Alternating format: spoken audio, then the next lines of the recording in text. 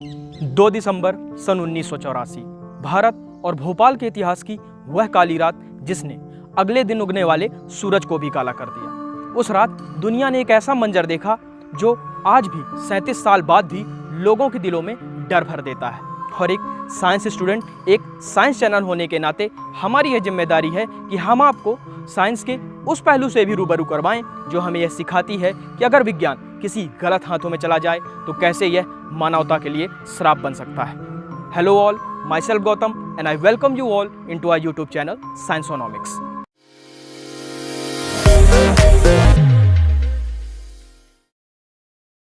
दोस्तों, आज हम मौजूद हैं भोपाल गैस त्रासदी की साइट पर।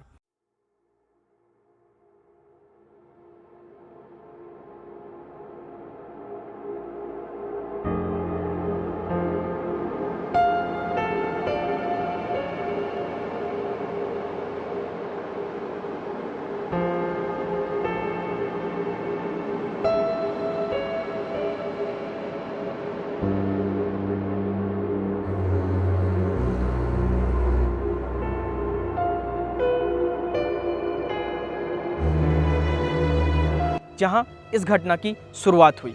आज हम समझेंगे कुछ ऐसे कारणों को जिसने इस घटना को जन्म दिया और समझेंगे कि क्या यह कोई हादसा था या एक लालची व्यापारी द्वारा की गई हत्या। और मैं ऐसा क्यों कह रहा हूं, इसे जानने के लिए इस वीडियो को अंत तक देखें। इसे समझने के लिए हमें समय में थोड़ा पीछे चलना होगा। कहानी की शुरुआत होती है 60 के दशकों से, जब भारत को आज़ाद हुए कुछ ही वर्ष बीता था। अंग्रेजों द्वारा की गई तबाही और लूटपाट ने भारत की अर्थव्यवस्था को चरमरा दिया था। एक और भारत जहां गरीबी और भुखमरी से लड़ रहा था, तो वहीं दूसरी तरफ भारत के दोनों छोरों में मौजूद हमारे पड़ोसी देश पाकिस्तान और चीन ने भी हम पर हमले जारी रखे। हम उनसे तो बड़ी जमकर लड़े, लेकिन इन लड़ाइयों के कारण भी हमारी देश की अर्थव्यवस्था की नींव टूट चुकी थी। भारत हर जगह गरीबी और भुखमरी से परेशान था। ऐसे में भारत सरकार को यह बात बहुत अच्छी तरीके से मालूम थी, बिना औद्योगिक विकास के भारत का विकास संभव नहीं है और बिना उद्योगों के विकास के भारत से गरीबी और भुखमरी को नहीं दूर किया जा सकता। उस दौरान भारत की पर कैपिटा इनकम लगभग $110 के आसपास थी। भारत की गिनती विश्व के गरीब देशों में होती थी और भारत सरकार को यह पता था इस गरीबी से उठाने के लिए हमें औद्योगिक विकास करना जरूरी है। और भारत सरकार ने लगातार इस क्षेत्र में प्रयास किए और न्योता दिया विदेशी कंपनियों को, जिससे वह हमारे भारत देश में कंपनियां लगा सकें और फैक्ट्रियों को बढ़ा सकें। और इसी दौरान सन 1969 में भारत के भोपाल शहर में कदम रखा यूनियन कार्बाइड नाम की अमेरिकन कंपनी ने। इस कंपनी का तत्कालीन सीईओ था हजारों लोगों का हत्यारा वारेन एंडरसन। कंपनी पेस्टिसाइड्स बनाने का काम करती थी। पेस्टिसाइड्स बनाने में एक इंटरमीडिएट ऑर्गेनिक कंपाउंड का यूज होता था, जिसे कहते हैं MIC यानी मिथाइल आइसोसाइनेट। यह मिथाइल आइसोसाइनेट मोनोमिथाइलामाइन और फॉस्जीन गैस से मिलकर बना होता है और यही MIC कारण बनी इस भयानक त्रासदी का। एक कहावत है, किसी भी बड़ी से बड़ी आग का जन्म एक छोटी चिंगारी से होता है, और यह कहावत इस घटना में पूरी तरीके से सच साबित होती है। 1984 में लगी इस भयानक आग का जन्म भी बहुत साल पहले हो चुका था। यह चिंगारी बहुत साल पहले ही लग चुकी थी और अगर उसी समय इस चिंगारी को समझ लिया जाता तो शायद हमें यह घटना देखनी ना पड़ती।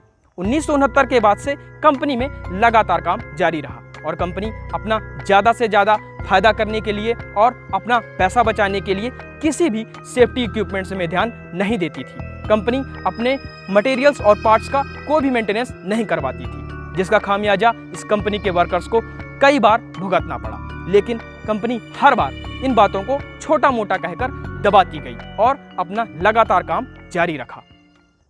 सबसे पहले सन 1976 में 2 लोकल ट्रेड यूनियन ने कंपनी से होने वाले पॉल्यूशन की शिकायत की, लेकिन कंपनी ने इस बात को छोटा मोटा कहकर इसे दरकिनार कर दिया। इसके बाद सन 1981 में कंपनी के एक वर्कर की फॉस्जीन गैस सूंघने से मृत्यु हो जाती है।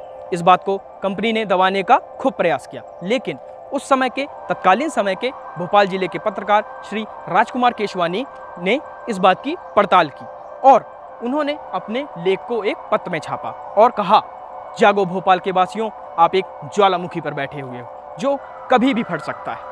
इसके बाद सन 1982 में 24 वर्कर के ऑक्सीजन गैस सूंघने से बीमार पड़ जाते हैं और इसके बाद उसी साल 1982 में ही 1 माह बाद ही 18 वर्कर्स MIC गैस सूंघने से अफेक्ट हो जाते हैं। इसके बाद तो कंपनी में दुर्घटनाओं का जैसे सिलसिला चालू हो गया।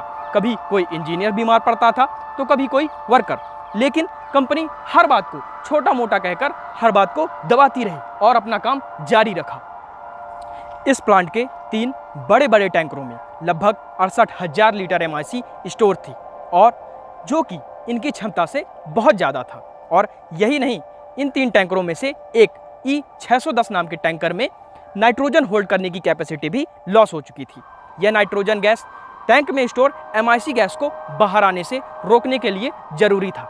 यह टैंक उस समय अपने अंदर 42 टन MIC को स्टोर किए हुए था और यह टैंक अपनी पूरी तरीके से जर्जर हालत में था। सेफ्टी इक्विपमेंट्स पूरी तरीके से बर्बाद हो चुके थे।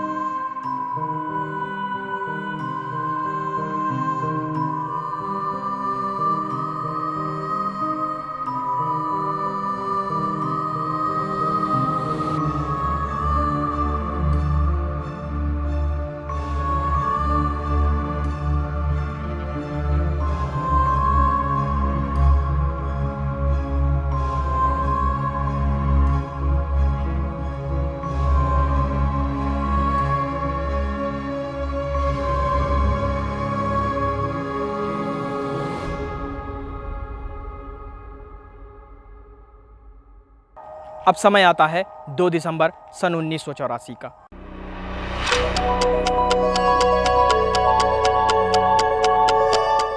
शाम के समय अचानक से इस खराब पड़े हुए टैंकर में कहीं से पानी चला जाता है। यह पानी इसमें कैसे गया, इस बात की अभी भी कोई पुख्ता सबूत नहीं है। जब यह पानी इस टैंक में जाता है तो इस टैंक में अंदर मौजूद एक सेपरेशन प्लेट जो कि इस वाटर को इस MIC से मिलने से रोकने के लिए लगी होती है, वह भी गायब थी या गल चुकी थी, जिससे यह वाटर उस MIC से मिल जाता है। और जब यह वाटर और MIC मिलते हैं तो एक एक्सोथर्मिक रिएक्शन क्रिएट करते हैं। एक्सोथर्मिक रिएक्शन यानी जिसमें लार्ज अमाउंट में हीट का फॉर्मेशन होता है।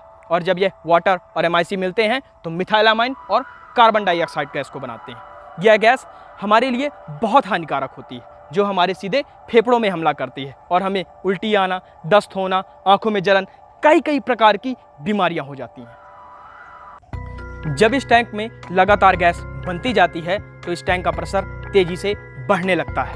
और गौर करने वाली बात यह है कि इस बढ़े हुए प्रेशर को बताने के लिए जो एक मीटर लगा होता है वह भी काम नहीं कर रहा था, जिससे वहां पर काम करने वाले वर्कर्स को इस बात की जानकारी नहीं लग सकी कि कोई प्रेशर बढ़ भी रहा है या नहीं। और रात के 11:30 बजे के आसपास जब कंपनी के वर्कर्स को इस बात का कुछ अंदेशा होता है कि कुछ ऐसी एक्टिविटी हो रही है तो वह इस बात की तहकीकात करने के लिए उसकी साइट पर पहुंचते हैं और इसकी जांच करते हैं और अपनी रिपोर्ट अपने सुपरवाइजर को देते हैं। सुपरवाइजर भी आता है, वह भी इस बात की जांच करता है, लेकिन इन सब चीज़ों में काफ़ी समय निकल चुका था। अब टैंक के अंदर का प्रेशर बहुत तेज बढ़ चुका था, रिएक्शन काफ़ी तेज हो चुकी थी और गैस इस टैंक पर से धीरे धीरे निकलने लगी थी। और यहाँ पर गौर करने वाली बात यह है कि इस प्लांट में लगा हुआ फ्लेयर टार वो भी फंक्शन नहीं कर रहा था। फ्लेयर टार एक ऐसा टावर होता है जो प्लांट में लीक होने पर, कोई भी गैस लीक होने पर यह फ्लेयर टार उस गैस को वहीं पे जलाकर खत्म कर देता है और वायुमंडल में आगे बढ़ने से रोकता है।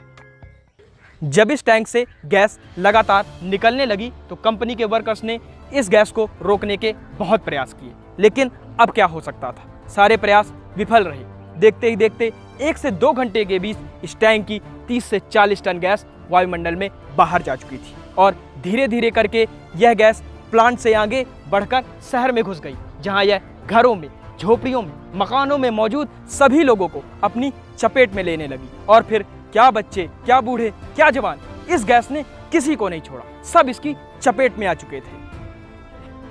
इस गैस से अफेक्ट हुए मरीज तेजी से अस्पतालों की तरफ भागने लगे और इस प्लांट के पास ही मौजूद 2 अस्पताल जेपी और हमीदिया में मरीजों की भीड़ लग गई थी। ऐसी हालत देखकर वहां के डॉक्टरों के भी हाथ पांव फूल चुके थे और वह डॉक्टर कर भी क्या सकते थे। MIC जैसी जहरीली गैस का इलाज कर पाना उनके लिए भी नामुमकिन था। देखते देखते प्लांट के आसपास सभी लोग मरने लगे। पशु, पक्षी, इंसान, इस गैस ने किसी को नहीं छोड़ा। आसपास का सारा इलाका शमशान में तब्दील हो चुका था। उस समय के जारी सरकारी आंकड़ों के अनुसार 4000 से ज्यादा लोग इस गैस से मारे गए और 5.5 लाख से ज्यादा लोग इससे अफेक्ट हुए। लेकिन यह केवल एक सरकारी आंकड़े थे। असलियत में इससे 3 गुना, 4 गुना या 10 गुना कितने ज्यादा लोग मारे गए, इस बात का हम अंदाजा भी नहीं लगा सकते। तो दोस्तों, हमें इस घटना से एक बहुत बड़ी सीख मिलती है कि विज्ञान का एक सही हाथों में होना कितना जरूरी है। और जब हम ऐसे खतरनाक केमिकल के साथ काम करते हैं तो हमारी छोटी से छोटी गलती भी हमें बहुत बड़ा खामियाजा भुगतने के लिए मजबूर कर सकती है। लेकिन सोचने वाली बात यह है कि क्या हम सच में इन घटनाओं से कुछ सीख पाए, क्योंकि 2014 में भिलाई स्टील प्लांट में हुई गैस लीक, 2017 में दिल्ली गैस लीक, 2018 में दोबारा भिलाई स्टील प्लांट में हुई गैस लीक और 2020 हालिया में ही विशाखापट्टनम में हुई गैस लीक हमें इस बात को सोचने में मजबूर कर देती है कि क्या हम सच में इन बातों से कुछ सीख पाए, इस घटना से कुछ सीख ले पाए या नहीं। तो दोस्तों, हम इस वीडियो को अब यहीं ख़त्म करते हैं। मिलते हैं किसी नए वीडियो में नए टॉपिक के साथ। और if you found this video informative then please share with your friends and family. मिलते हैं किसी नए वीडियो में। जय हिंद।